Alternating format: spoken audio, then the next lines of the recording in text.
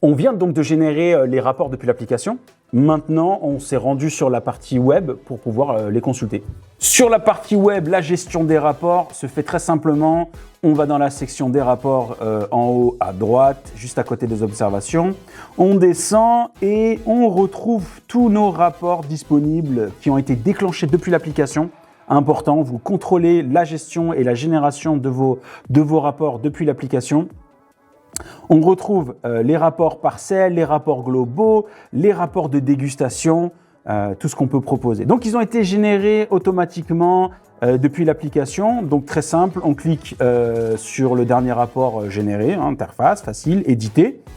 Notre rapport est déjà prêt, il est déjà en place. Vous pouvez insérer des en-têtes de votre entreprise avec vos certifications, avec votre site web, afin d'avoir une belle présentation pour vos utilisateurs. C'est quand même le plus important. On retrouve le rapport généré et avec des recommandations et on aborde 4 thèmes le plus importants dans le rapport. Il n'y a pas d'hallucination par notre intelligence artificielle, c'est que du fait de ce que vous avez dicté. On a donc les états sanitaires, travaux, interventions, les points à suivre et les conditions météo.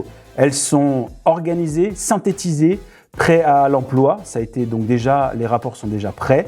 À partir de là, vous pouvez l'ajuster, l'adapter, le modeler à votre façon, avec votre style à vous. On retrouve aussi les transcriptions vocales. Ce qui permet de se souvenir qu'est-ce qu'on a dit à ce moment-là afin d'avoir un rapport le plus juste possible. On retrouve aussi les préconisations des phytosanitaires, celles qu'on a rajoutées dans l'application, qui ont été détectées automatiquement. On les retrouve automatiquement dans le rapport avec les doses officielles de l'ANSES, le DAR, le ZNT, le DRE et le CLP.